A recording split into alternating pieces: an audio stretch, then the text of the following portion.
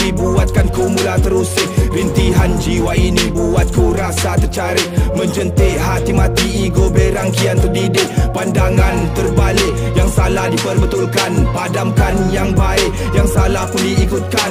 Berada di zaman terakhir ramai nak pertama, biar aku yang akhir untuk ku pilih yang mana. Hidupnya gelap gelita, berdepan dengan senjata. Mereka bermandi darah sehingga hilangnya keluarga. Si perampaskan terus berpesta, meraihkan